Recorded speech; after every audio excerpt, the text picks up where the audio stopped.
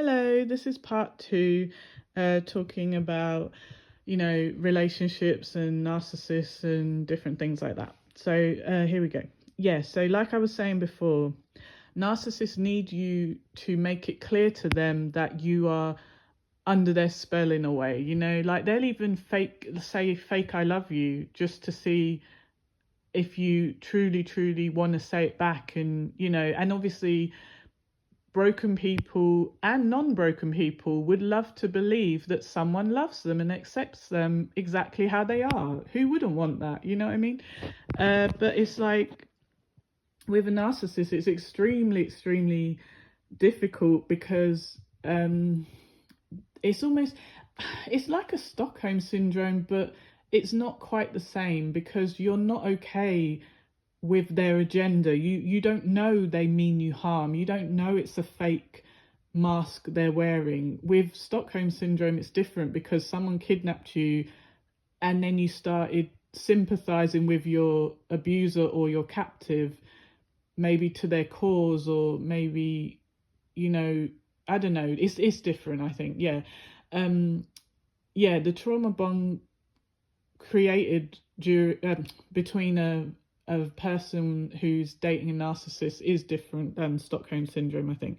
But like for me, even though I got away from my narcissists, like my narcissistic parents or my, narcissistic ex-husband and ex-boyfriend, but it was not easy. And I'm incredibly strong, but because I have such a good heart, I'm so kind, I don't like to abandon anyone. I want to see the good in everyone. So even when I could see that this person is happy at my pain, when I'm in pain, they're laughing at my pain or they don't care. But when I'm happy and achieve something, they're unhappy, they're jealous, and you don't want to believe it, even though it's right there in your face. You want to put it down to they're having a bad day, that's why they're being grumpy or they're having a mood swing. Don't take it personal, And sadly, because I'm such a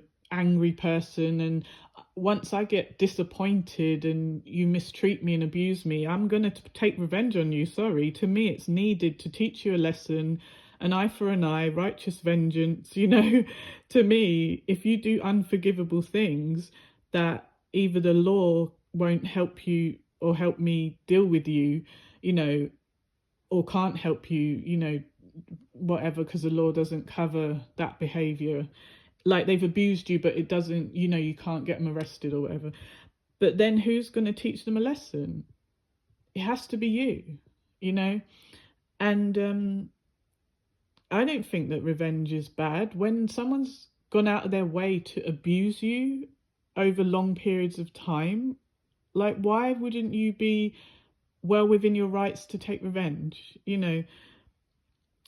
I mean, I'm not telling people to go out and get themselves locked up in jail and, do things that are going to get them in serious trouble. But what I mean is, like, taking revenge could be just cussing them out or embarrassing them to their friends and family, and, recording their messed up abusive behavior and then exposing it to their friends, family, work colleagues, whoever, and showing them that this is the real them, not the person not the friendly, lovely guy who buys everyone a drink in the bar and is the life and soul of the party. No, this abusive son of a bish who hit me and did this and did that, this is the real them. And they're lucky I don't send them to jail or break their hand, But I don't know, it sounds bad. Like at first when I wrote this down, I was like, yeah, take revenge. But now I'm saying it, I'm like, am I encouraging people to take revenge? But in my mind, I'm like, yeah, revenge. But then I'm like, well, I don't want to encourage people to do bad things. So obviously this is just what I would do. You do not have to agree with me. You should do what is best for you, what you think is gonna work out for your situation. I don't want to encourage other people to take revenge, but I know I am a type of person that I believe an eye for an eye. I believe the punishment should fit the crime though. Like if someone just said a few nasty words to me, I'm not gonna kill them, obviously. But yeah, so yeah, don't be crazy. But like, I'm just telling my story. I'm not telling anyone what to do. So yeah, because people, I mean, in my opinion, if people don't want to be the subject of revenge plots, then why are you abusing people? Don't abuse people. Treat people well, or just leave them alone.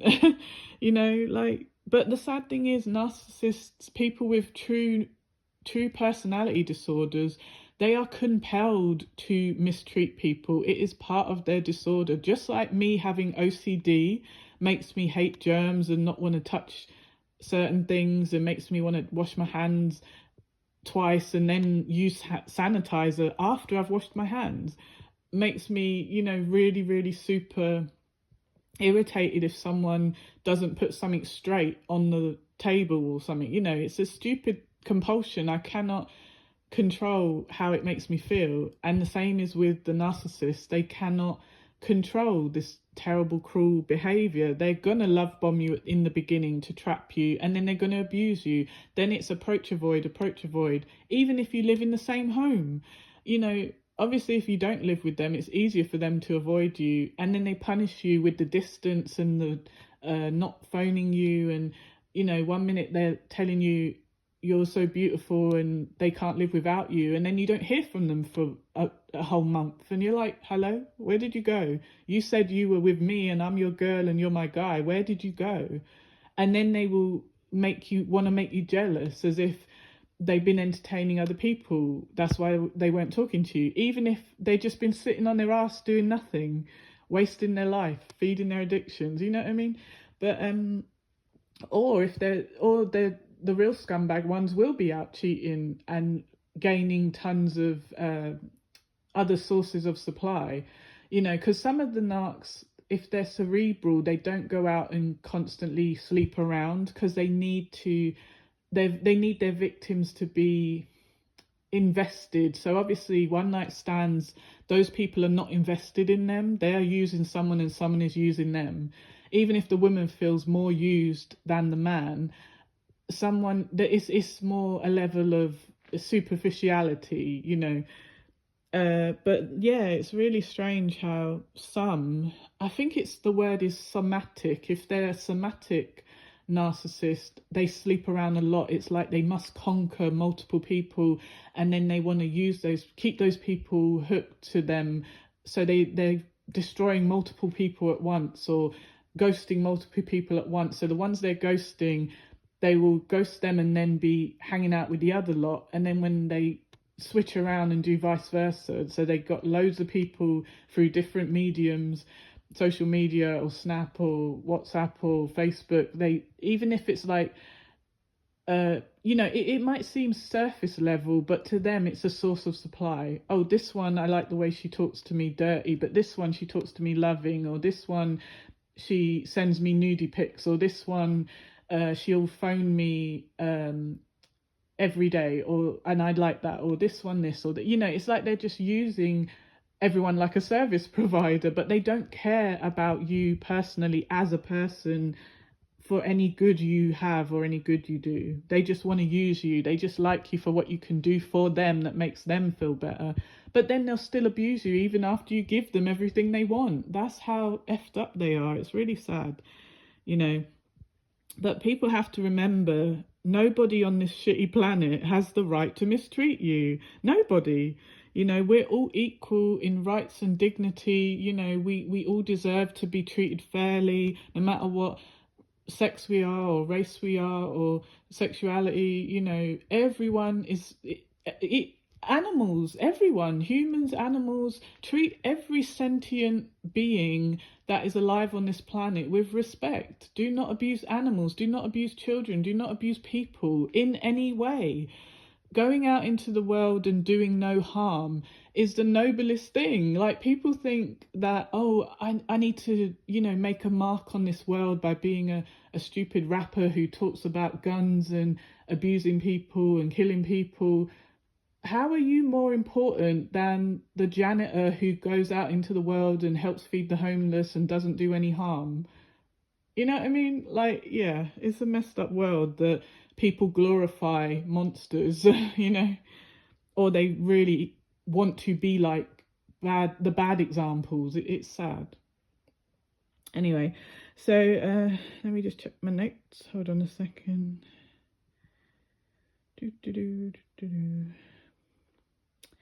Yeah, so like I was saying, I understand that, you know, when someone's betrayed you, your emotions are going to be volatile, it will take time to heal because your feelings have been deeply hurt and your trust has been deeply broken. So, you know, I can understand that even when you leave a narcissistic, toxic, abusive relationship or friendship or family group, you may still have volatile emotions of, I can't be without them, but I hate them. I've got to get away from them, but I love them. You know, you're going to be up, down, up, down, up, down. You're going to think in one moment, I hate them.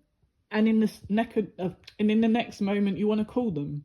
But then when you call them, they ignore you because that's how they hurt you, you know, by ghosting you or trying to give you the message that you don't mean anything to me, or even though they need you, you don't need them. They need you for supply because they're like a crack addict for attention.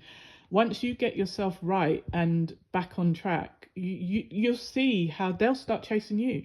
When you're not interested, when you literally have forgotten their name and don't remember anything about them, suddenly they'll want to chase you because you don't want them anymore.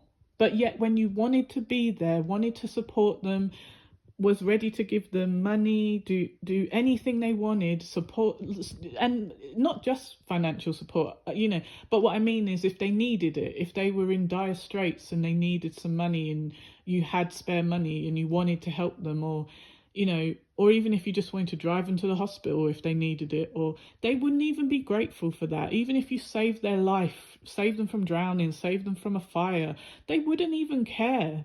Even if you were dying and they could help you by doing something simple, they wouldn't even help you. That's how sick they are. And it's sad because the personality disorder makes them this way, you know? So they couldn't even change even if they wanted to be honest. And that's the sad truth. But you know, even if you get your revenge, get your lick back, you can still feel disappointed and sorry for them, sorry that they forced your hand, sorry that they made you feel so bad that you had to take revenge on them. You know, disappointed that they couldn't be the person you needed them to be, that you wanted them to be, you know?